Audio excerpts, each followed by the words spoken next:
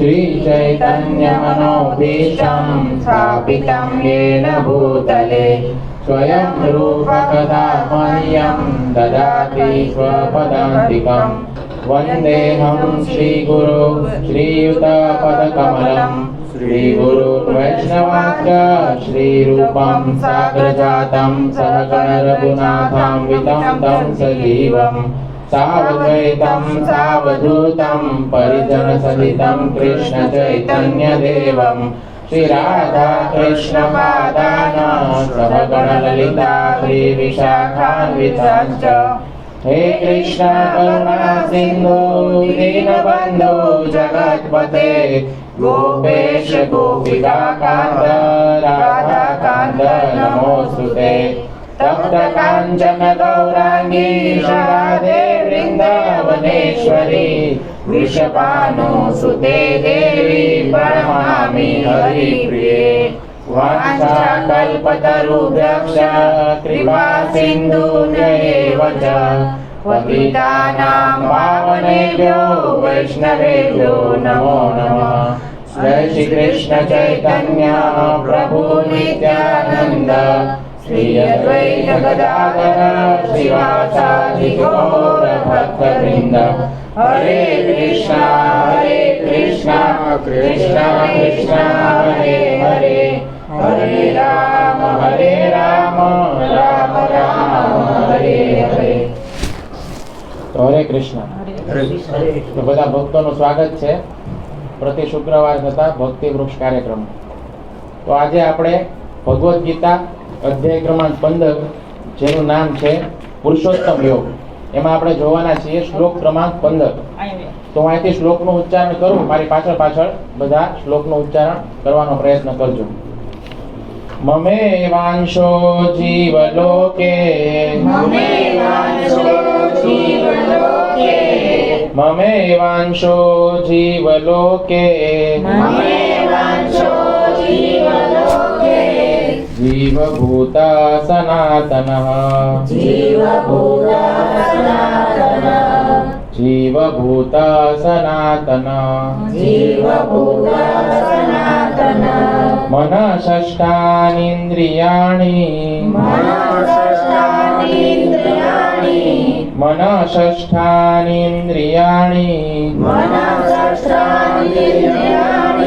प्रकृतिस्थानि कर्षति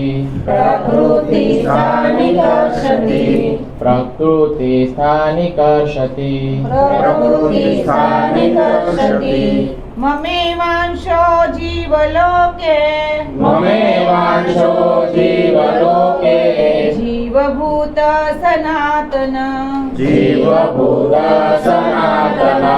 मनःषष्ठानीन्द्रियाणि प्रकृतिस्थानि कर्षति बोलो ममेवांशो जीवलोके जीवभूत सनातन मनःषष्ठानीन्द्रियाणि प्रकृतिस्थानि कर्षति ममेवांशो जीवलोके जीवभूता सनातन मनःषष्ठानीन्द्रियाणि प्रकृतिस्थानि कर्षति। तो હવે આપણે શબ્દાર્થ જોશું। મમ મારા એવ જે અંશ સૂક્ષ્મ કણ જીવલોકે બદ્ધ જીવનના જગતમાં જીવભૂત બદ્ધ જીવ સનાતન શાશ્વત મનઃ મન ષષ્ઠાની છ ઇન્દ્રિયાણી ઇન્દ્રિયો સહિત પ્રકૃતિમાં સ્થાની સ્થિત સ્થિતિ કર્ષતિ કર્ષતિ સંઘર્ષ કરે છે. સંઘર્ષ કરે છે. તો અનુવાદ હિઝ ડિવાઇન ગ્રેસ એસી ભક્તિવેદાંત સ્વામી શીલ પ્રભુપાદ દ્વારા. શીલ પ્રભુપાદ કી જય. આ બધા જગતમાં સમગ્ર જગતમાં બધા જીવો બધા જીવો મારા સનાતન અંશો છે. મારા સનાતન અંશો છે. બધા જીવનના કારણે બધા જીવનના કારણે તેઓ તેઓ બધી 6 ઇન્દ્રિયોથી બધી 6 ઇન્દ્રિયોથી કઠોર સંઘર્ષ કરી રહ્યા છે. કઠોર સંઘર્ષ કરી રહ્યા છે. જેમાં મનનો પણ સમાવેશ થાય છે. જેમાં મનનો પણ સમાવેશ થાય છે. તો પ્રભુપાદ જે ભાવાર્થ લખ્યો છે એમાંથી થોડોક અંશ વાંચું છું. આ શ્લોકમાં જીવની સ્વરૂપાવસ્થા સ્પષ્ટપણે આપી છે. જીવ પરમેશ્વરનો સનાતન રીતે સૂક્ષ્મ અંશ છે. એવું નથી કે તે બધા જીવનમાં એક વ્યક્તિત્વ ધારણ કરે છે અને મુક્ત અવસ્થામાં પરમેશ્વર સાથે એક થઈ જાય છે. તે સનાતન રીતે જ અંશ તરીકે વર્તે છે. અહીં સ્પષ્ટ રીતે સનાતન કહેવામાં આવ્યું છે. વૈદિક મતાનુસાર પરમેશ્વર પ્રગટ થઈને સ્વયં અસંખ્ય વિસ્તારમાં વિસ્તાર કરે છે. જેમાં મુખ્ય વિસ્તારો વિષ્ણુ તત્વ કહેવાય છે અને ગૌણ વિસ્તારો જીવાત્માઓ કહેવાય છે. બીજા શબ્દોમાં કહીએ તો વિષ્ણુ તત્વ એ તેમનો વ્યક્તિગત વિસ્તાર છે અને જીવાત્માઓ તે તેમના વિભિન્ન થયેલા વિસ્તારો છે. તેમના વ્યક્તિગત વિસ્તારો દ્વારા તેઓ વિવિધ રૂપમાં પ્રગટ થાય છે. જેમ કે ભગવાન રામ, નરસિંહદેવ, વિષ્ણુમૂર્તિ અને વૈકુંઠ ગ્રહો પરના સર્વ અધિષ્ઠાતા વિગ્રહો. વિભિન્ન અંશરૂપી જીવો સનાતન રીતે ભગવાનના સેવકો હોય છે. પૂર્ણ પુરુષોત્તમ પરમેશ્વરના વ્યક્તિગત વિસ્તારો તેમના પૂર્ણ અંશો હંમેશા વિદ્યમાન રહે છે. તે જ પ્રમાણે વિભિન્ન અંશ જીવોને તેમની પોતાની ઓળખ હોય છે. ભગવાનના સૂક્ષ્મ અંશ તરીકે જીવો તેમના ગુણો પણ સૂક્ષ્મ પ્રમાણમાં ધરાવે છે. જેમાંનો એક ગુણ આંશિક સ્વતંત્રતાનો છે. દરેક જીવને વ્યક્તિગત આત્મા તરીકે તેનું પોતાનું આગવું અસ્તિત્વ તથા સૂક્ષ્મ પ્રમાણમાં સ્વતંત્રતા હોય છે. તે સ્વતંત્રતાનો દુરુપયોગ કરવાથી જીવ બદ્ધ થાય છે, પણ સ્વતંત્રતાના સદુપયોગથી તે હંમેશા મુક્ત અવસ્થામાં રહે છે. આ બેઉમાંથી કોઈ પણ સ્થિતિમાં તે ગુણાત્મક રીતે પરમેશ્વરની જેમ સનાતન રહે છે. તો હવે આપણે સમજવાનો પ્રયાસ કરશું કે ભગવાન અર્જુનને આ શ્લોકમાં શું સમજાવવા માંગે છે. તો આની પહેલાના શ્લોકમાં આપણે શું સમજ્યા હતા? આની પહેલાના શુક્રવારે જે લોકો આવ્યા હોય અને ખ્યાલ હશે, આની પહેલાના શુક્રવારે આપણે 6 નંબરનો શ્લોક જોયો હતો 15.6. એમાં ભગવાને શું કીધું હતું? કોઈને યાદ છે? ભગવાને પોતાના ધામ વિશે વર્ણન કર્યું હતું. હા, કે ભગવાને એમ કીધું હતું કે મારો જે ધામ છે ત્યાં આગળ સૂર્યની પણ જરૂર નથી અને ચંદ્રની પણ જરૂર નથી. અને મારા ધામની અંદર જે જીવ એકવાર આવે છે એ ફરી પાછો યદ્ગત્વાના નિવર્તન્તે તદ્ધામ પરમમ મમ, કે જે એક વખત મારા ધામમાં પ્રવેશ કરે છે એ ફરીથી પાછો આ ધરાધામ ઉપર ફરીથી આવતો નથી. તો ભગવાને પોતાના ધામ વિશેનું વર્ણન આની પહેલાના શ્લોકમાં કર્યું હતું. તો એક વખત ઇસ્કોન સંસ્થાના સંસ્થાપક આચાર્ય ભક્તિવેદાંત સ્વામી પ્રભુપાદ ઝાંસીની અંદર પુસ્તકનું વિતરણ કરી રહ્યા હતા. તો પોતાનું પુસ્તકનું વિતરણ જ્યારે કરતા હતા ત્યારે એક વ્યક્તિ એમને મળ્યો અને વ્યક્તિને એમણે પુસ્તક આપ્યું. તો પુસ્તકનું નામ હતું અન્ય ગ્રહોની સરળ યાત્રા. તો એ પુસ્તક જ્યારે એના હાથમાં આવ્યું તો એ વ્યક્તિએ કીધું કે આ પુસ્તક વાંચીને શું અન્ય ગ્રહો ઉપર જઈ શકું છું? તો પ્રભુપાદે એને એમ કીધું પરમ ગ્રહ કૃષ્ણલોક, ગોલોક, વૃંદાવન એ કૃષ્ણનું ધામ છે, ત્યાં સુધી પણ જઈ શકે છે આ પુસ્તક વાંચીને. તો પછી એ વ્યક્તિએ બીજો પ્રશ્ન પૂછ્યો કે હું શું પાછો ત્યાં જઈને પાછો ઝાંસીમાં આવી શકું છું? તો પછી પ્રભુપાદે હસતા હસતા એવું કીધું કે યદ્ગત્વાના નિવર્તન્તે તદ્ધામ પરમમ મમ, કે પછી અહીંયા ફરીથી આવવું મુશ્કેલ છે, કે ભગવાનના ધામમાં એક વખત જે જાય એ ફરીથી અહીંયા આ દુઃખાલયમાં આવવાની ઈચ્છા કરતો નથી. તો એ વ્યક્તિ કે તો પછી મારે પુસ્તક જોતું નથી, કે મારે તો અહીંયા જ રહેવું છે ઝાંસીની અંદર. તો આવી રીતે આપણે આ દુનિયા સાથે ખૂબ ગાઢ રીતે આપણે આસક્ત થયેલા છીએ બધા. આપણે આ ભગવાને કીધું છે કે આ દુઃખાલય છે, તેમ છતાં આપણને બધાને અહીંયા જ આનંદ આવે છે. અને આપણે બધા આ ભૌતિક જગત સાથેની ગાઢ આસક્તિને કારણે અહીંયા રહેવા માટેની જ ઈચ્છા કરીએ છીએ. અત્યારે કદાચ આ સમયે ભગવાન આમાંથી કોઈને લેવા માટે આવે કે તમારે આવવું છે, હું તમને મારા વિમાનમાં લઈ જાઉં, કેટલા જણા જવા માંગે છે? કયો આ માસી તો એકલા રહે છે એટલે હું એકલી રોજ જાઉં લે. મારે જવું છે એટલે કહેવાનો ભાવ જ એવો છે પણ ભગવાન એને એ વાતો સાંભળ વાતો કરીએ પણ આવે જ કઈ કાંઈ હા એમ કે હા, બસ. ભમણા મારા છોકરાને બાપ પછી નાનું ભાઈ તો આવવાનું ના ન દો તો કરમ ભગવાને માયા મૂકી છે. પણ ક્યાં ઓલે આવે આપણને એકવાર પ્રભુપાદના શિષ્ય એકવાર પ્રભુપાદના શિષ્ય ગિરિરાજ સ્વામી હતા. એણે પ્રભુપાદને પ્રશ્ન પૂછ્યો. પ્રભુપાદને કીધું કે આપણે બધા ભગવાનના ધામમાંથી અહીંયા ભૌતિક જગતમાં શા માટે આવ્યા અને ભગવાને આ ભૌતિક જગતનું નિર્માણ જ શા માટે કર્યું, આવો પ્રશ્ન પૂછ્યો. તો પ્રભુપાદે એની સામે જોયું અને કીધું કારણ કે તમે ચાહતા હતા, તમારી ઈચ્છા હતી, એટલા માટે ભગવાને આ ભૌતિક જગતનું નિર્માણ કર્યું. તો કૃષ્ણનો આ સંસાર બનાવવાનો ખરેખર કોઈ ઉદ્દેશ્ય નથી, પરંતુ આપણી બધાની જે ઈચ્છા છે એ ઈચ્છાનો જ એક પ્રકારનો પ્રતિસાદ રૂપે ભગવાને આ ભૌતિક જગત બનાવ્યું છે. તો આ જે ભૌતિક જગત છે એમાં આપણે બધા એક કેદીની જેમ ફસાયેલા છીએ. તો ભૌતિક જગતની તુલના એક જેલ સાથે કરવામાં આવી છે. તો આ એક જેલ છે અને જેલની અંદર બધા કેદીઓને શા માટે લાવવામાં આવે છે? કારણ કે જેલને એક સુધાર કેન્દ્ર તરીકે પણ માનવામાં આવે છે કે જે લોકો સમાજની અંદર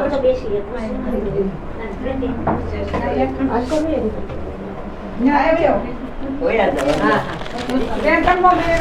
એક વખત બધા મહામંત્ર બોલશું. હરે કૃષ્ણ કૃષ્ણ કૃષ્ણ હરે હરે હરે રામ રામ રામ હરે હરે.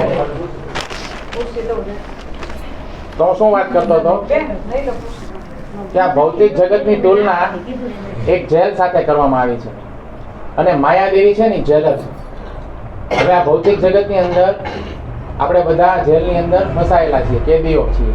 તો કેદીઓની હાલત શું હોય જેલની અંદર? એને શા માટે જેલમાં નાખવામાં આવે? કારણ કે સરકારના કાયદાનું પાલન ન કરતા હોય અને એમાં સુધારો આવે એની માટે થઈને બધા કેદીઓને જેલમાં રાખવામાં આવે.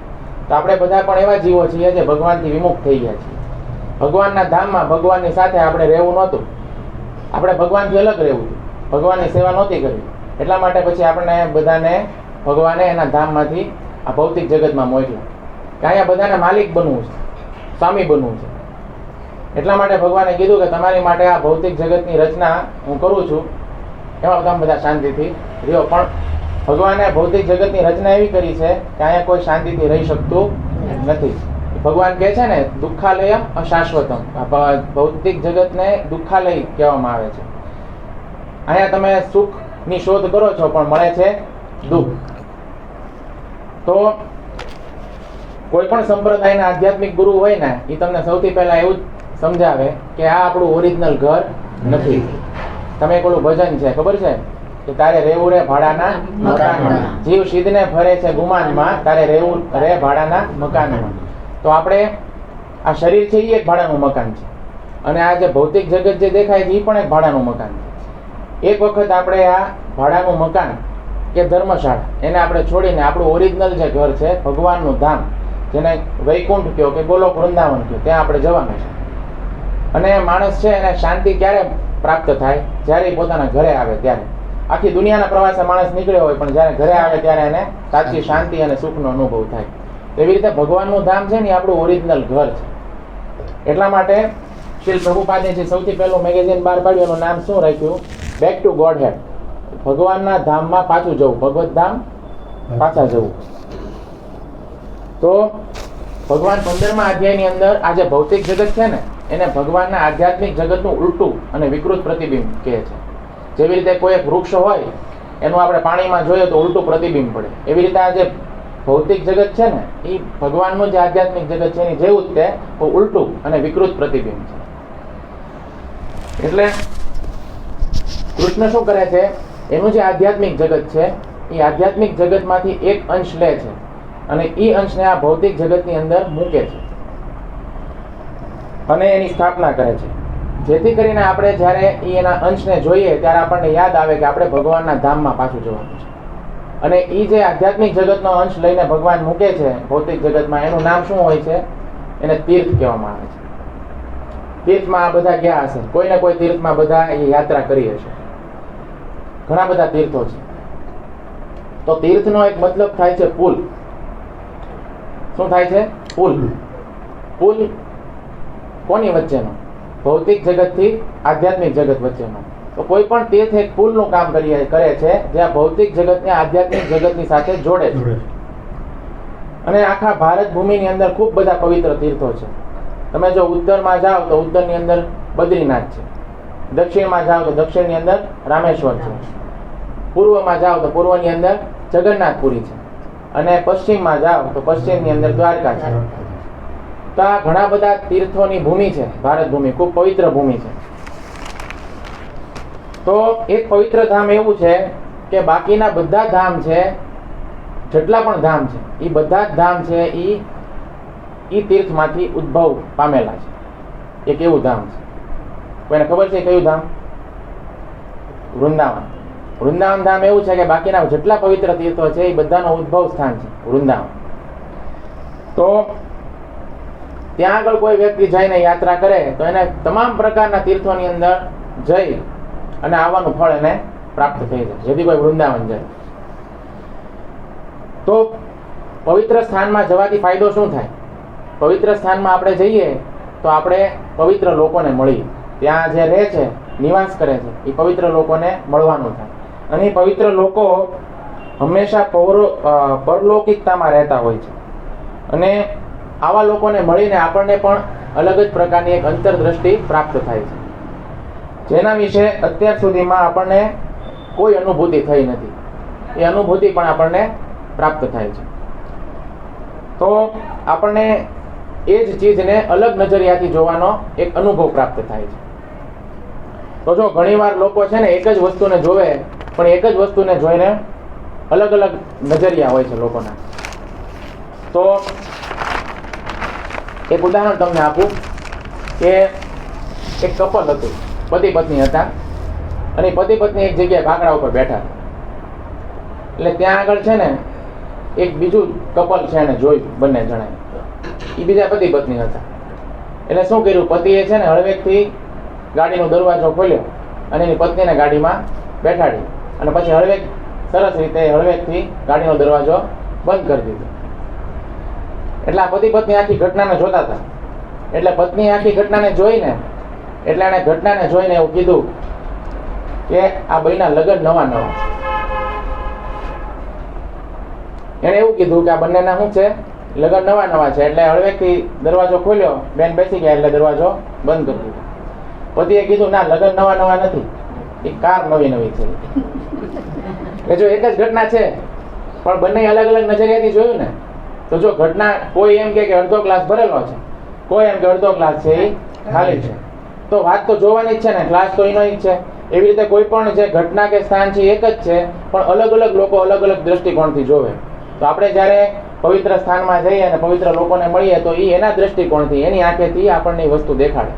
તો ખરેખર આપણે એની આંખેથી એની દ્રષ્ટિથી વસ્તુને જોવાની મજા છે.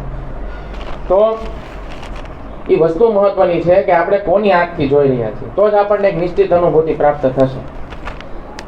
તો ક્યારેક તમે એવા વ્યક્તિના સાનિધ્યમાં હો કે જેની દ્રષ્ટિ બહુ ઊંડી છે, તો એવા વ્યક્તિના સાનિધ્યમાં રહેવા માત્રથી તમે કંઈક એવું જોવાનું શરૂ કરી દો છો કે જે તમે અત્યાર સુધીના જીવનમાં ક્યારેય જોયું જ નહીં, પણ એવા વ્યક્તિનું સાનિધ્ય હોય તો.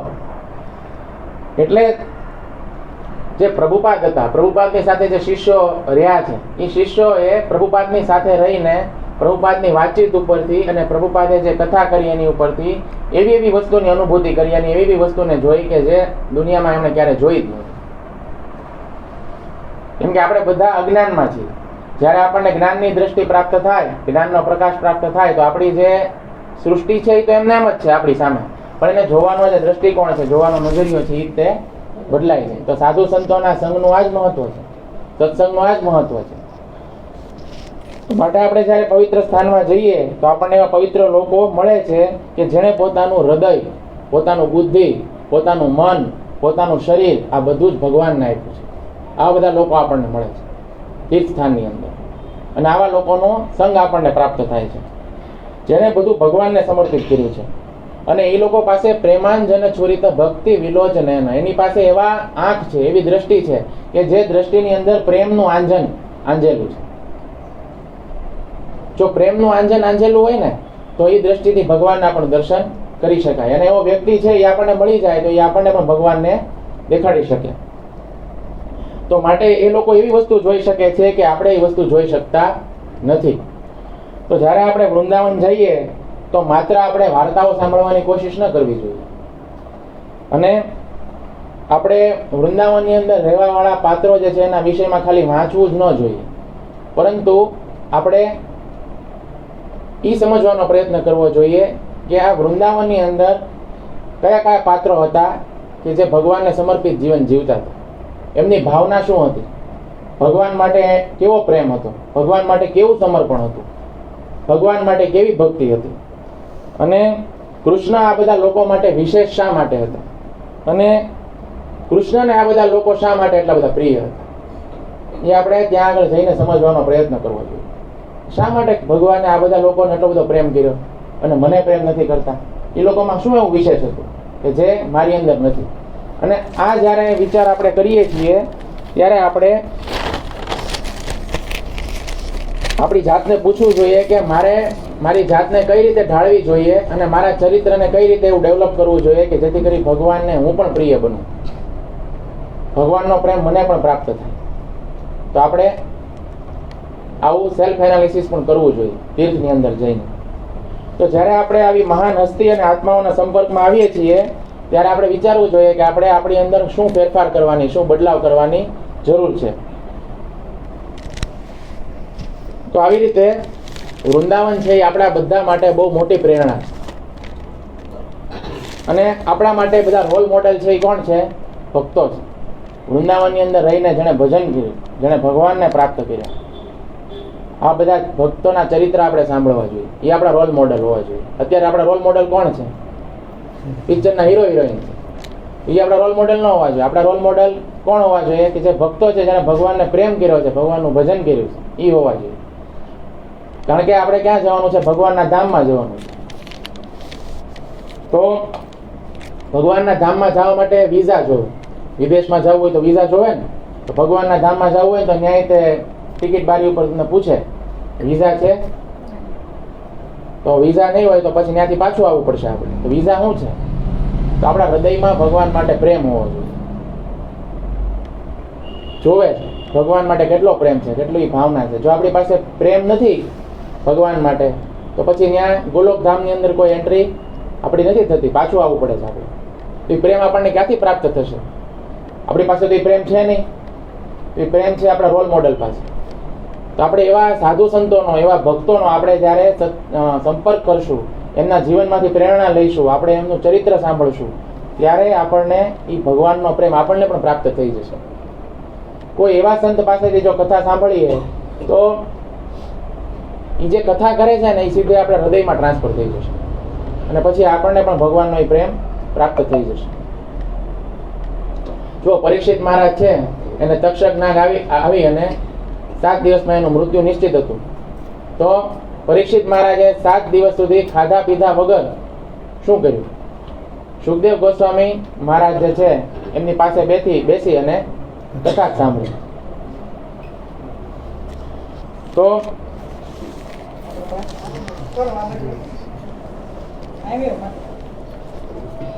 હરે કૃષ્ણ હરે કૃષ્ણ કૃષ્ણ કૃષ્ણ હરે હરે હરે રામ રામ રામ હરે હરે.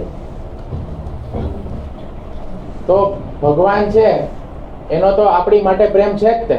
ભગવાન તો અનેક જન્મથી આપણને પ્રેમ કરે છે. આપણે તો અત્યારે મનુષ્યના શરીરમાં છીએ. આપણે જ્યારે 84 લાખ યોનિમાં ફરીને આવ્યા હતા. હરે કૃષ્ણ કૃષ્ણ કૃષ્ણ હરે હરે હરે રામ રામ રામ. આ પંખો છે ધીમો કરો ને, પાના ઉડે છે એટલે. તો ભગવાનનો જે પ્રેમ છે એ તો આપણી માટે અનેક જન્મથી છે. અને આપણે જે છે એ ભગવાન છે એના પ્રત્યે આપણો પ્રેમ નથી. તો ભગવાન તો અનેક જન્મથી રાહ જોઈ રહ્યા છે કે ક્યારે આ જીવ છે એ મારી તરફ વળે. શાસ્ત્રમાં એવું વર્ણન છે, એવું લાગે તો એસી કરી નાખો. એસી ની સ્વિચ જો ત્યાં છે એસી ની સ્વિચ પાડી દે. ત્યાંથી સ્વિચ કરો ને હા એ પાડી દે સ્વિચ પાડી દે બસ ત્યાં રિમોટ છે એ રિમોટ થી ઓન કરી દે. આ છે માતાજી પાસે. ઓકે તો આપણો ભગવાન પ્રત્યે પ્રેમ સ્વાભાવિક નથી. ભગવાન તો અનંત જન્મોથી આપણને પ્રેમ કરતા આવ્યા છે અને પ્રેમ કરતા રહેશે. તો ભગવાન આપણી રાહ જોઈને બેઠા છે કે ક્યારે આ જીવ છે એ મારી પાસે આવે, પણ આપણો પ્રેમ એવો સ્વાભાવિક નથી. એ કેવું આપણે હિન્દી ગીત છે, ये बंधन तो प्यार का बंधन है, जन्मों का संगम. તો ભાઈ આ તો આપણો બંધન છે ભગવાનનું ને આપણી વચ્ચે પ્રેમનું બંધન છે, પણ આપણે એ ભૂલી ગયા છીએ. તો આપણે ભગવાન છે એની તરફ પીઠ કરીને બેઠા છીએ અને ભગવાનને જ્યારે આપણે સન્મુખ થઈ જશું ભગવાનની, ત્યારે આપણા બધા દુઃખોનો અંત આવી જશે. પણ આપણે ભગવાનને પીઠ બતાવી છે અને આપણે મુખ કોની તરફ રાખેલું છે? માયા તરફ રાખેલું છે. માયાને પ્રેમ કરીએ છીએ. ભાઈ એ પ્રેમ આપણે કોની તરફ ફેરવવાનો છે? ભગવાન તરફ ફેરવવાનો છે. એટલે આપણને આપણા બધા પ્રકારના દુઃખોનો અંત આવી જશે. તો પ્રેમ હોવા માટે પણ એક સ્વતંત્ર ઈચ્છા હોવી જરૂરી છે. એટલે ભગવાને આપણને બધાને એક સ્વતંત્ર ઈચ્છા આપેલી છે. જો ભગવાન આપણી બધા પાસેથી સ્વતંત્ર ઈચ્છા છીનવી લે તો સ્વતંત્ર ઈચ્છાને છીનવી લેવાનો મતલબ પ્રેમની અભિવ્યક્તિ એ વ્યક્તિ ન કરી શકે. એમ કે પ્રેમ હોય ને ત્યાં સ્વતંત્રતા હોય. એટલે આપણે જ્યારે ભગવાનના ધામમાં હતા ત્યારે કેટલાક જીવોએ એવી ઈચ્છા કરી કે આપણે ભગવાનની સાથે નથી રહેવું, ભગવાનની સેવા નથી કરવી, ભગવાન એકલા સ્વામી શા માટે? મારે પણ સ્વામી બનવું છે. એટલા માટે સ્વતંત્ર ઈચ્છાનો દુરુપયોગ કર્યો અને અમુક જીવો એવી ઈચ્છા કરી કે ભગવાનથી સ્વતંત્ર રહેવું છે અને અમારે માલિક બનવું છે.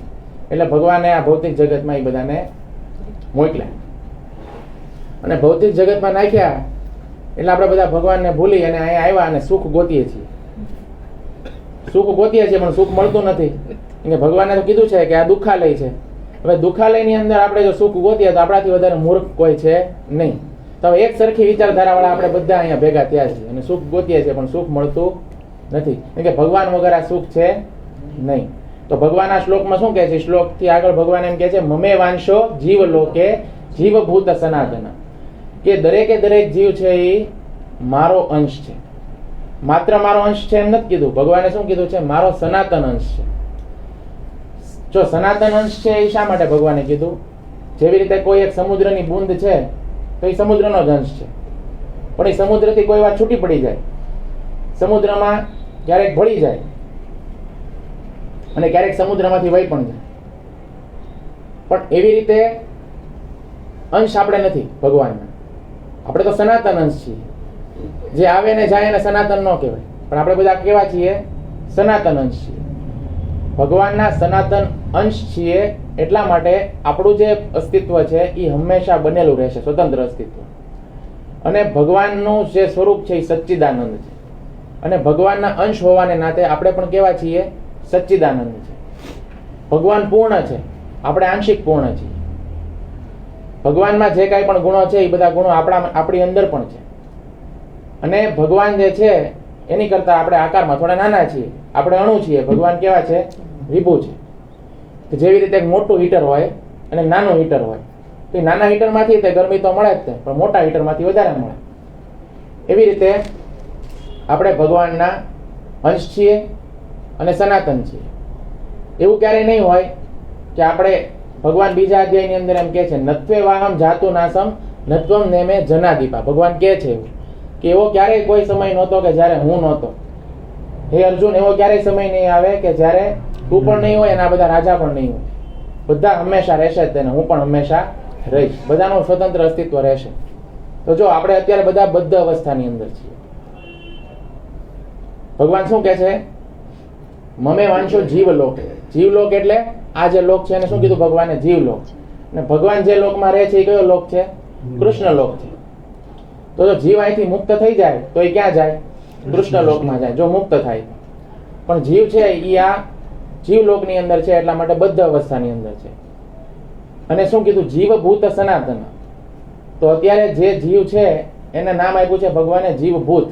તો જીવભૂત અવસ્થા એટલે શું? તો કે જે જીવ ભગવાનથી વિમુખ થઈને અહીંયા આવ્યો છે એ પ્રકૃતિના અંડરમાં બદ્ધ અવસ્થાની અંદર છે, બંધાયેલો છે. અને પ્રકૃતિ છે એ ભગવાન જ બનાવેલી છે. અને પ્રકૃતિના, ભૌતિક પ્રકૃતિના 3 ગુણ છે, સત્વગુણ, રજોગુણ અને તમોગુણ. એની સાંકળથી એ જીવને બાંધે છે. એટલા માટે આ જીવ છે એ અહીંયા આવીને બદ્ધ અવસ્થાની અંદર બંધાઈ ગયો છે પ્રકૃતિના ત્રણેય ગુણની મદદથી.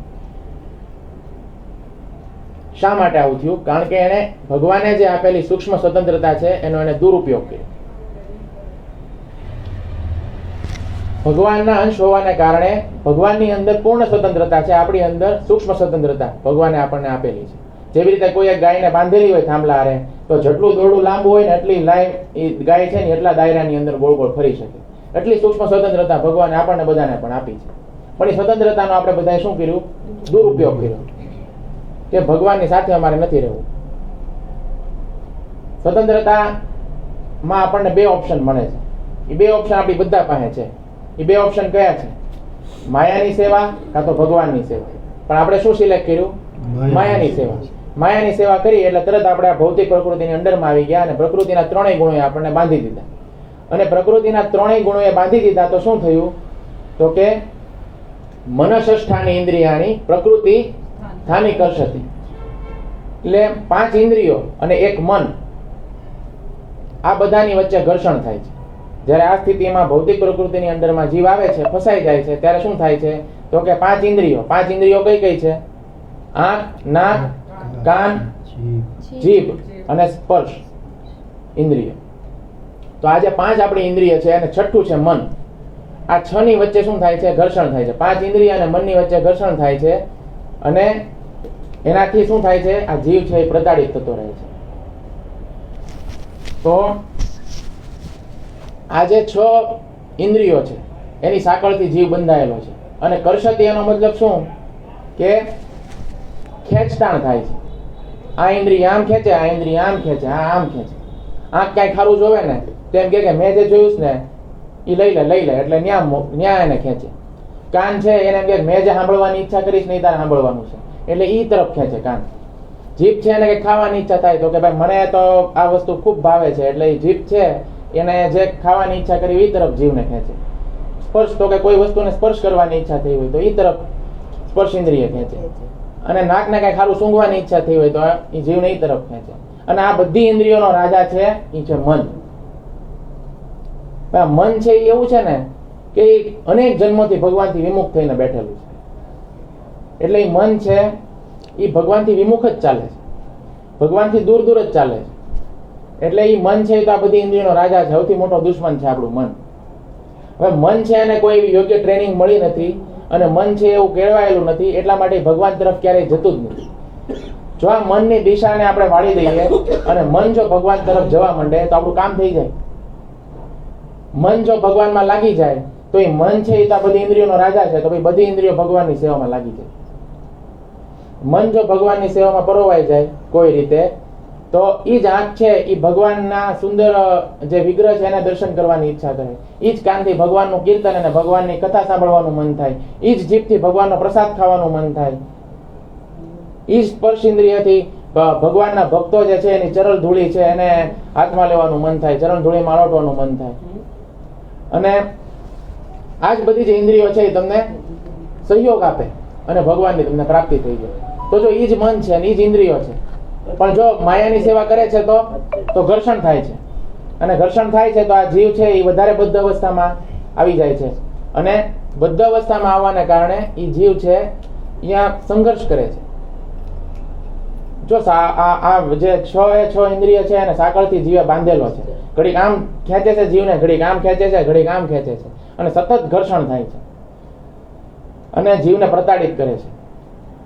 પણ એક વખત એ જીવ જો ભગવાન કૃષ્ણની શરણમાં વયો જાય અને કૃષ્ણની શરણમાં વયો જાય તો શું થાય? તો કે આ પ્રતાડના બંધ થઈ જાય. એ જ ઇન્દ્રિયો અને એ જ મન ભગવાનની સેવામાં લાગી જાય. અને જો ભગવાનની સેવામાં લાગી જાય તો પછી આ જે પ્રતાડના છે એ બંધ થઈ જાય. એ જ મન તમારું મિત્ર થઈ જાય. એટલે જ કીધું છે કે મન જ તમારું મિત્ર છે અને મન જ તમારું દુશ્મન છે. જો એ મનને યોગ્ય ટ્રેનિંગ આપીને કેળવી દેવામાં આવે તો એ જ મન તમારું મિત્ર છે. ભગવાન તરફ વળી જાય તો ભાઈ કામ થઈ જાય. ભગવાનની એ જ મન તમને પ્રાપ્તિ કરાવી દે. પણ જો ભગવાનથી વિમુખ ચાલે છે તો પછી તમારા જીવનની પથારી ફેરવી નાખે. 84 લાખ યોની ભગવાને બનાવી છે. એ જ મન આપણને કેટલું ભટકાવી રહ્યું. તો વિચાર તો કરો, કેટલા જન્મો, કરોડો જન્મોથી આપણને 84 લાખ યોનીના ફેરામાં એ મન આપણને ફેરવે છે. ક્યારે એને ઈચ્છા નથી કરી કે ભગવાન છે એની સન્મુખ થાવ. તો જો એને ભગવાનની સન્મુખ કરી દેવામાં આવે તો આપણું કામ થઈ જાય. એટલે આપણે તો ભગવાનના સનાતન અંશ છીએ અને ક્યારેય એવું બનવાનું નથી કે આપણે બદ્ધ અવસ્થામાં છીએ તોય તે આપણું સ્વતંત્ર અસ્તિત્વ છે, અને મુક્ત અવસ્થા જ્યારે આપણી આવશે, જ્યારે આપણે પ્રકૃતિના ત્રણેય ગુણમાંથી મુક્ત થઈ જશું અને મુક્ત અવસ્થામાં આવી જશું, ત્યારે પણ આપણું સ્વતંત્ર અસ્તિત્વ બનેલું રહેશે. જેવી રીતે એક મોટું જબર લીલું ઝાડવું હોય, તે લીલા ઝાડવાની અંદર લીલો પોપટ બેઠો હોય, તો આપણે દૂરથી જોઈએ તો આપણને આખું ઝાડવું લીલું લાગે, પણ નજીક જઈએ તો પોપટે તે એ ઝાડમાં જ બેઠેલો છે અને ઝાડ પણ આખું છે લીલું. તો બંનેનું સ્વતંત્ર અસ્તિત્વ છે, પોપટનું પણ અને ઝાડનું પણ. માછલી છે એ પાણીની અંદર તરે છે, તો માછલીનું પણ સ્વતંત્ર અસ્તિત્વ છે અને પાણીનું પણ. એવી જ રીતે ભગવાન જે છે એનાથી આપણે હંમેશા સ્વતંત્ર રહેશું. ઘણા લોકો એવું કહે છે એક સમયે ભગવાન છે ને એક હતો, પછી ભગવાનથી ઘણા બધા ટુકડા થયા અને ટુકડા એ આપણે બધા છીએ, અને જ્યારે આપણી મુક્તિ થઈ જશે ને ત્યારે બધા ટુકડા ભેગા થઈ જશે અને પછી ભગવાન પાછો એક થઈ જશે. તો આ બહુ ખોટી વાત છે, અજ્ઞાન છે. આ ભગવાને તો અહીંયા એમ કીધું છે કે જીવ છે એ મારો સનાતન અંશ છે. સનાતન અંશ છે એટલે શું? તો કે ક્યારેય એવો સમય નહોતો કે આપણે ભગવાનથી અલગથી, આપણે તો આપણું પણ સ્વતંત્ર અસ્તિત્વ છે એક અંશ તરીકે, સનાતન અંશ તરીકે, અને ભગવાનનું પણ સ્વતંત્ર અસ્તિત્વ છે. એવું ક્યારેય નથી બન્યું કે ભગવાનમાંથી ટુકડા થયા અને આપણે બધા આવ્યા અને પાછા ટુકડા ભેગા થશો એટલે ભગવાન પાછો થઈ જશે. ભગવાન તો ઈશોપનિષદમાં એવું કહે છે, ઓમ પૂર્ણમદ પૂર્ણમિદમ પૂર્ણાત પૂર્ણમુદચ્યતે પૂર્ણસ્ય પૂર્ણમાદાય પૂર્ણમેવા વશિષ્યતે.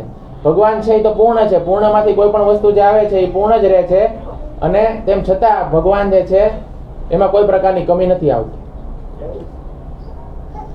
એવી રીતે આ જે મત ચાલે છે બધા, આ બધા મત છે એ ખોટા મત છે. આ મતનું ભગવાન આ શ્લોકની અંદર ખંડન કરે છે. તો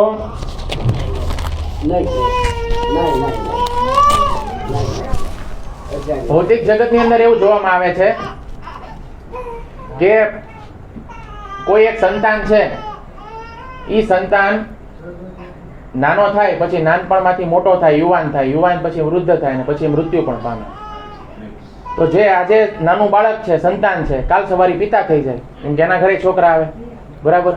પણ આ કેસમાં એવું નથી થતું. આપણે ભગવાનનું જે ધામ છે, બરાબર, ત્યાં આગળ આ નિયમ લાગુ નથી પડતો. ભગવાન છે એ આપણા સનાતન પિતા છે અને આપણે બધા ભગવાનના સનાતન બાળકો છીએ. કોઈ એક ફેક્ટરીની અંદર કોઈ એક નોકર કામ કરતો હોય તો અમુક વર્ષો સુધી એ નોકર તરીકે કામ કરે, પછી એને અમુક વર્ષોનો અનુભવ પ્રાપ્ત થાય, પછી એનું પ્રમોશન થાય, એ માલિક બની જાય, મેનેજર બની જાય, બરાબર. પણ જીવનું ક્યારેય પ્રમોશન થતું નથી. એવું નથી થતું કે એ જીવ મટીને ભગવાન બની ગયો, એવું નથી થતું ક્યારેય. આપણે જીવ જ છીએ, જીવ જ રહેવાના છીએ, ભવિષ્યમાં પણ જીવ જ રહેશું, અને ભગવાનના સંતાન છીએ અને ભવિષ્યમાં ભગવાનના સંતાન જ રહેશું. એવું ક્યારેય નહીં બને કે આપણે જીવ મટીને ભગવાન બની જશું. ઘણા લોકો એમ કહે છે કે ભાઈ આપણે અમુક સમય પછી ભગવાન બની જઈએ. નહીં, જીવ ક્યારેય ભગવાન નથી બની શકતો. ચૈતન્ય ચરિતામૃતમાં એવું કીધેલું છે, જીવેર સ્વરૂપે કૃષ્ણેર નિત્યદાસ. આપણે ભગવાન શ્રી કૃષ્ણના દાસ છીએ અને આપણે નિત્યદાસ. નિત્યદાસ એટલે શું? નિત્ય આપણે ભગવાનના દાસ જ છીએ, ભગવાનની સેવા જ આપણે કરવાની છે. એ આપણું સ્વાભાવિક સ્વરૂપ છે. જો આપણે ભગવાનની સેવા નહીં કરીએ તો ઘરે કૂતરો પાડીને કૂતરાની સેવા કરશું, પરિવાર મોટું કરીને પરિવારની સેવા કરશું, પરિવાર કૂતરો ન હોય તો સમાજની સેવા કરશું. પણ સેવા કરવાનો આપણા બધાનો એક મૂળભૂત એક સ્વભાવ છે, સેવા અને પ્રેમ. તો એ જ સેવા અને પ્રેમ જો માયાની કરીએ તો દુઃખ પ્રાપ્ત થાય, અને એ જ સેવા અને પ્રેમ જો આપણે ભગવાનની કરીએ તો આપણને સુખ પ્રાપ્ત થાય. તો આપણે બધા ભગવાનના સનાતન અંશો છીએ, અને ભગવાને તો આત્માના ઘણા બધા ગુણ છે એ બીજા અધ્યાયની અંદર વર્ણન કર્યા છે. આખો બીજો અધ્યાય છે એ ભગવાને આત્મા ઉપર જ આપ્યો છે, આત્મ તત્વ ઉપર. કેમ કે ભગવાનને સૌથી મહત્વનું જ્ઞાન ઈ લાગે છે. પહેલા તો આપણને ખબર હોવી જોઈએ ને કે આપણે કોણ છીએ, આપણા પિતા કોણ છે. તો ભગવાન છે એ આપણા સનાતન પિતા છે અને આપણે બધા એના સનાતન બાળકો છીએ. પણ તકલીફ એ છે કે આપણે બધા આપણા પિતાને ભૂલી ગયા છીએ, અને પિતાને ભૂલી ગયા છીએ અને પિતાના સંરક્ષણને, પિતાના જે પિતા જે આપણું પાલન કરતા હતા એને છોડી અને આપણે આ ભૌતિક જગતની અંદર બધા રખડી રહ્યા છીએ. અને રખડીએ છીએ એટલા માટે આપણે બધા દુઃખ પ્રાપ્ત કરીએ છીએ. શા માટે? તો કે બાળક છે એ પોતાને મળેલી સ્વતંત્રતાનો દુરુપયોગ કરે છે, એટલે એને હંમેશા લાતો મળતી રહે છે, મૃત્યુની લાત મળતી રહે છે. અને મૃત્યુ લાત મારીને ઘડીક આ શરીરમાં નાખે છે, ઘડીક બીજા શરીરમાં નાખે છે, ઘડીક વાંદાના શરીરમાં, ઘડીક કાચબાના શરીરમાં, ઘડીક દેડકાના શરીરમાં, ઘડીક ગરોળીના શરીરમાં. એવી રીતે મૃત્યુની લાતો ખાતો રહે છે જીવાત્મા છે. અને માયાદેવી પણ લાતો મારે છે. માયાદેવીના હાથમાં ત્રિશૂળ છે. ત્રિવિધ તાપથી પ્રતાડિત રહે છે હંમેશા જીવાત્મા.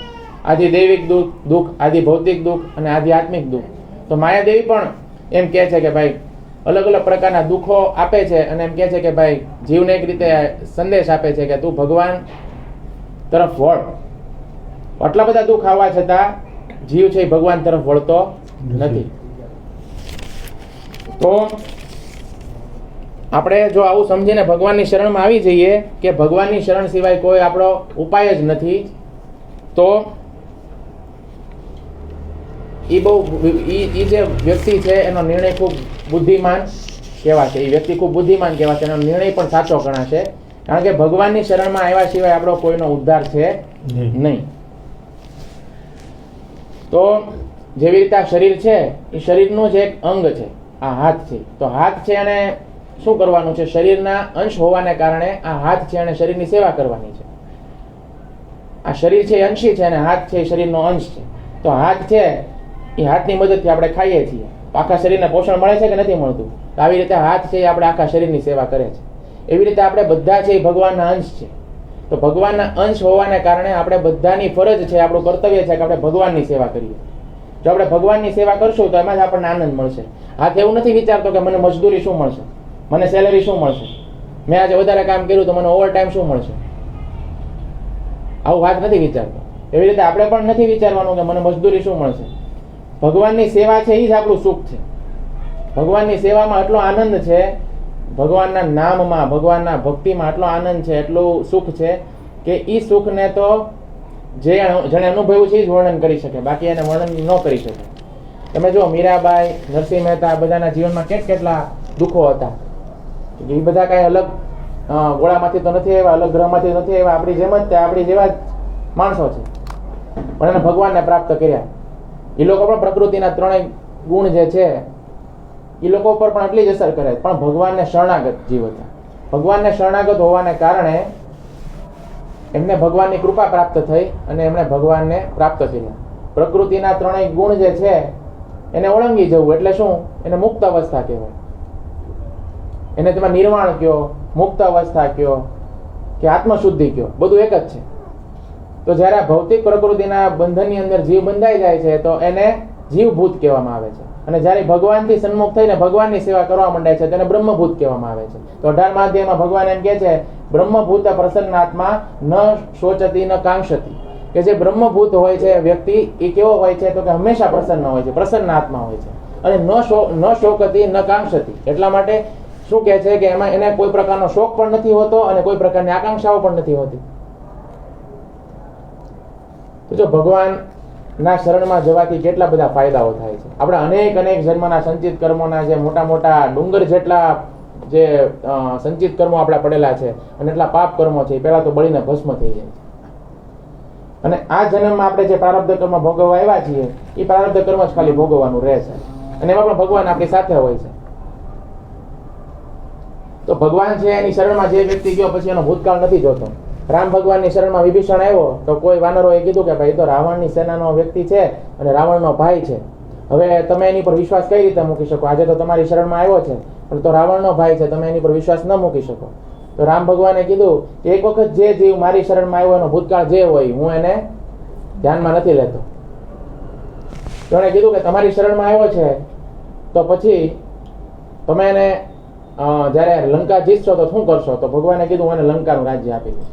તો જો જે લંકાને પ્રાપ્ત કરવા માટે રામ ભગવાને એટલી મોટી વાનર સેના બનાવી, આ સેતુબંધ બનાવ્યો, ત્યાં આગળ ગયા, રાવણના 10 માથા કાપ્યા, રાવણની સેના સામે યુદ્ધ કર્યું અને એટલી મુશ્કેલીથી લંકાને પ્રાપ્ત કરી. એ લંકાને ખાલી વિભીષણે આવીને ભગવાન રામને પ્રણામ કર્યા અને ભગવાને આપી દીધી અને કીધું કે રાવણ પણ કદાચ એટલો બધો અભિમાની છે પણ તમારી શરણમાં રાવણ આવે તો ભગવાને કીધું હું એને અયોધ્યા આપી દઉં. જો ભગવાન છે એનો કેટલો કૃપાળુ સ્વભાવ છે, ભગવાન કેટલા બધા પ્રેમાળ છે. તો આવા કરુણાવાન જે પિતા છે એના આપણે બધા સંતાનો છીએ, એના આપણે સનાતન અંશો છીએ. એવું નહીં કે અત્યારે જ આપણા સંતાન છીએ પછી નહીં રહે. બધા ભગવાનના સંતાન છે. જે નાનકડી કીડીથી માંડી, નાનકડો જે કીડો છે એનાથી માંડી અને હાથી સુધીના પ્રાણીઓ, આપણે બધા માણસો અને જેટલી પણ 84 લાખ યોની છે, બધા ભગવાન એમ કહે છે બધા જ જીવાત્મા છે એ મારા સનાતન અંશો છે. અને ભગવાન બધાને પ્રેમ કરે છે.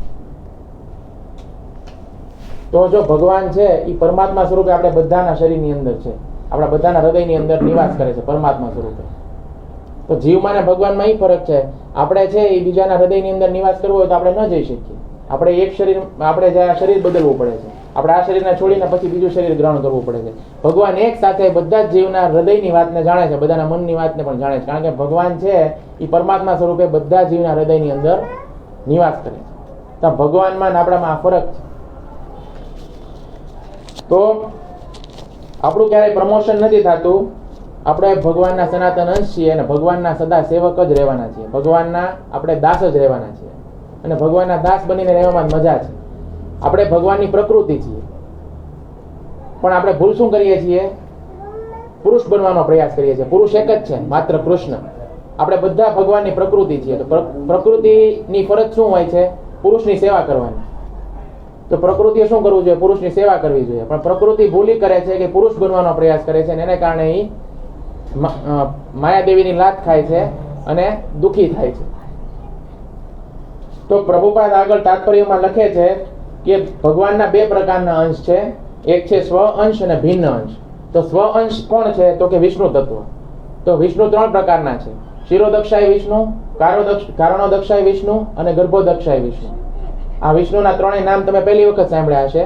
જે ભક્તો નવા છે એમણે તો પહેલી વખત જ નામ સાંભળ્યા હશે. પણ આ ભગવાનના વિસ્તાર છે. ભગવાન પોતાનામાંથી આ 3 પ્રકારના વિષ્ણુ તત્વમાં વિસ્તાર કરે છે. અને વૈકુંઠની અંદર વિષ્ણુ તત્વ છે એ જ વાસ કરે છે. વૈકુંઠ પણ અલગ અલગ છે. ભગવાનના જો અલગ અલગ રૂપ છે, અલગ અલગ જે વિષ્ણુ તત્વ છે એમાં અલગ અલગ રૂપ છે ભગવાનના. જેમ કે નરસિંહ અવતાર, મત્સ્ય અવતાર, રામ અવતાર. તો આ બધાના એક અલગ અલગ વૈકુંઠ છે. અને જે કૃષ્ણ રહે છે, એ કૃષ્ણ જે રહે છે એ ધામ કયું છે? ગોલોક વૃંદાવન ધામ, જેને કૃષ્ણ લોક તરીકે ઓળખવામાં આવે છે. તો આ બધા જે છે વિષ્ણુ તત્વ છે એ બધા માયાના સ્વામી છે અને અલગ અલગ વૈકુંઠમાં રહે છે અને કૃષ્ણ ગોલોકમાં રહે છે. તત્વતઃ આ બંનેમાં કોઈ ભેદ નથી, કૃષ્ણ અને વિષ્ણુ. બીજું છે ભિન્ન અંશ. ભિન્ન અંશ એટલે આપણે બધા પણ ભગવાનના જ અંશ છીએ. પણ આપણે બધા કોણ છીએ? તો કે જીવાત્મા છીએ. અને જીવાત્મા છે એ કાં તો કૃષ્ણની સેવા કરે કાં તો માયાની સેવા કરે. આપણે બધા કાંઈ માયાના સ્વામી નથી. આપણે ભગવાનની તટસ્થ શક્તિ છે. તટસ્થ શક્તિ છે અને એ કાં તો છે તટસ્થ શક્તિ હોવાને કારણે આપણી પાસે સિલેક્શન છે કે કાં તો આપણે ભગવાનની સેવા કરીએ કાં તો આપણે માયાની સેવા કરીએ. પરંતુ આપણે હંમેશા ખોટું જ સિલેક્શન કરીએ છીએ. આપણે હંમેશા માયાની જ સેવા કરીએ છીએ. એટલા માટે હંમેશા આપણે દુઃખી થઈએ છીએ. જે દિવસથી આપણે ભગવાનની સેવા શરૂ કરશું એ દિવસે આપણે બધા જ દુઃખોનો આપણો અંત આવી જશે. તો આ બધા જ જે ભગવાનના સ્વ અંશ છે એ બધા સાથે આપણો એક સંબંધ છે. બધાની સાથે એક આપણો સંબંધ છે. જેમ કે શ્રી રામના રૂપમાં ભગવાન છે એ પોતાનું સાકેત ધામ છે, ત્યાં હંમેશા એ ભગવાન રહે છે. વરાહ ભગવાનનો એક લોક છે, ત્યાં વરાહ ભગવાન રહે છે. નરસિંહ ભગવાનનો એક લોક છે, ત્યાં નરસિંહ ભગવાન રહે છે. બધાના પોતપોતાના વૈકુંઠ છે. અને પ્રત્યેક જીવનો ભગવાનના દરેક રૂપની સાથે એક સંબંધ છે, નિશ્ચિત સંબંધ છે. અને કોઈ જીવનું સ્વરૂપ છે એ ભગવાન રામની સેવામાં છે, કોઈ જીવનું સ્વરૂપ છે એ મત્સ્ય ભગવાનની સેવામાં છે, કોઈ જીવનું સ્વરૂપ છે નરસિંહ ભગવાનની સેવામાં છે અને કોઈ જીવનું સ્વરૂપ છે કૃષ્ણ ભગવાનના લોકમાં કૃષ્ણ ભગવાનની સેવામાં છે. પણ આપણે બધા એ સ્વરૂપને ભૂલી ગયા છે. જ્યારે આપણે ખૂબ ભક્તિ કરશું, હરે કૃષ્ણ મહામંત્રનો જપ કરશું અને ખૂબ આપણે ભગવાનની સેવા કરશું એટલે પહેલા તો આપણે આપણી જે સ્વાભાવિક સ્થિતિ છે એમાં આવશું. કઈ સ્વાભાવિક સ્થિતિ છે? ભગવાનના દાસની સ્વાભાવિક સ્થિતિ. આપણે બધા ભગવાનના દાસ છીએ. ભગવાનની સેવા કરશું ત્યારે પહેલા તો સ્વાભાવિક સ્થિતિમાં આપણે આવશું અને પછી આપણે જે ભગવાન આપણને જે ભૂલી ગયા છીએ ને એ યાદ અપાવશે કે આપણો સંબંધ શું છે ભગવાનના ધામમાં. તો જે ખૂબ આગળ વધેલા ભક્તો છે, જે ખૂબ મોટા મોટા સાધુ સંતો છે, એને ખબર પડી જાય કે ભગવાનની સેવામાં મારું સ્વરૂપ શું છે. જેમ કે ભક્તિ વિનોદ ઠાકુર છે, આપણા જે આચાર્ય છે, એમણે એમના ભજનની અંદર ઉલ્લેખ કર્યો છે કે ભગવાનની સેવામાં એ છે કમલ મંજરી. કોણ છે? કમલ મંજરી. કંઈ કીધું છે કે હું ભગવાનની સેવામાં કમલ મંજરી છું. તો એમનું ભજન એવું હતું એટલે અમને ખબર પડી ગઈ કે ભગવાનની સેવામાં હું કમલ મંજરી છું. આપણે બધા પણ ભગવાનની સેવામાં આપણું બધાનું એક સ્વરૂપ છે. જ્યારે આપણે ભગવાનની સેવા કરીએ ત્યારે આપણી જે સ્વાભાવિક સ્થિતિ છે એમાં આપણે સ્થિત થઈએ છીએ અને આપણને પણ આપણું જે સ્વરૂપ છે તેનું ભગવાન આપણને યાદ દેવડાવે છે. સ્વરૂપ છે ઈ. તો આપણે જો વૈકુંઠની અંદર જઈએ તો વૈકુંઠની અંદર શું થાય કે ભગવાન જેવું જ આપણને સ્વરૂપ પ્રાપ્ત થાય. ભગવાન જે છે એ ચતુર્ભુજ રૂપે છે અને ભગવાનના હાથમાં શંખ, ચક્ર, ગદા અને પદ્મ છે અને પીતાંબર વસ્ત્ર ધારણ કરેલા છે. તો આપણને એવું જે સ્વરૂપ છે એ પ્રાપ્ત થાય. ત્યાં આપણે જઈએ તો ચોકીદાર છે એ આપણને એમ કહે કે ભાઈ તમે કોણ છો, એમ ન કહે. ભગવાન એને એમ જ થાય કે ભગવાન જ આવ્યા છે. પણ પછી આપણે એમ કહીએ કે ના ના ભાઈ, અમે તો ભગવાન નથી, પણ અમને ભગવાન જેવું સ્વરૂપ પ્રાપ્ત થયેલું છે, એટલે તમે ભ્રમિત થાવ છો. એમ કે દરેકે દરેક જીવની ચેતના તો ભગવાનની સેવામાં આપણે રહેવાનું છે એવી જ હોય છે ત્યાં, પણ સ્વરૂપ ભગવાન જેવું હોય છે વૈકુંઠની અંદર. પણ જે કૃષ્ણનો લોક છે ત્યાં આગળ આપણું જે ઓરિજિનલ સ્વરૂપ છે એ હોય છે. જેમ કે નંદ બાબા છે, એની ઉંમર મોટી છે ત્યાં આગળ, તો ત્યાં આગળ સમય નથી ભગવાનના ધામની અંદર, કૃષ્ણ લોકની અંદર. એટલે ત્યાં આગળ હંમેશા એની ઉંમર વધારે જ હોય છે. કોઈની બાળક તરીકેની ઉંમર છે ને ભગવાનની સેવા કરે છે તો પછી એની ઉંમર બાળક તરીકેની જ રહે છે. કોઈ ભગવાનના સખા છે તો એ હંમેશા ભગવાનના સખાના સ્વરૂપમાં જ રહે છે. કોઈ ભગવાનના સખી છે તો એ ભગવાનના સખીના સ્વરૂપમાં જ રહે છે. કોઈ ભગવાન જે છે એની સેવા કરતી હોય મંજરી છે તો એ મંજરીના સ્વરૂપમાં જ તે હંમેશા રહે છે. એની ઉંમર વધતી જ નથી. અહીંયા તો આપણે ઉંમર વધે છે, વૃદ્ધાવસ્થા આવે છે અને આપણે મૃત્યુ પામવું પડે. ભગવાનના ધામમાં મૃત્યુ જ નથી. ત્યાં જેની જે અવસ્થા છે, જે સ્વરૂપ છે, જેમાં જેની સેવા કરે છે ભગવાન, એ અવસ્થામાં જ ભગવાનની સેવા કરતા રહે છે.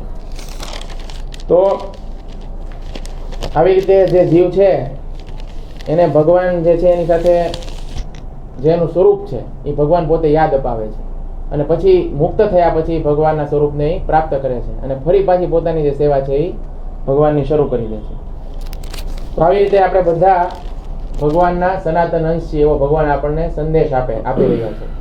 તો આપણે બધાએ શું કરવું જોઈએ? તો કે ભગવાનના અંશ હોવાને નાતે આપણે અંશી જે છે ભગવાન, એની આપણે બધાએ સેવા કરવી જોઈએ. આપણું બધાનું કર્તવ્ય છે. અને રૂપ ગોસ્વામી પોતાના ગ્રંથની અંદર એવું કહે છે કે જો કોઈ વ્યક્તિ કૃષ્ણની સેવા કરે તો એની ઉપર ઘણા બધા ઋણ રહેલા છે. જેમ કે માતા પિતાનું ઋણ, પિતૃઓનું ઋણ, 7 પેઢીનું ઋણ, આડોશી પાડોશીનું ઋણ, સમાજનું ઋણ. આ બધા ઋણને વ્યક્તિ આખી જિંદગી ખર્ચી નાખે ને તેમ છતાં એ ઋણને ચૂકવી નથી શકતો. પણ વ્યક્તિ જો કૃષ્ણ ભક્તિ કરે તો તમામ પ્રકારના ઋણમાંથી એક સાથે મુક્ત થઈ જાય છે. કારણ કે કૃષ્ણ છે ને મૂળ છે અને મૂળમાં તમે પાણી નાખો તો આખા વૃક્ષને પાણી મળી જાય. એવી રીતે યસ્મિન તુષ્ટે જગત તુષ્ટ. એવી રીતે ભગવાનને જે વ્યક્તિ છે એ સંતુષ્ટ કરે છે, આખા જગતને સંતુષ્ટ કરે છે. એટલે તમામ પ્રકારના ઋણમાંથી મુક્ત થઈ ગયેલો વ્યક્તિ ગણાય. તો આ જીવનની પરમ સિદ્ધિ છે.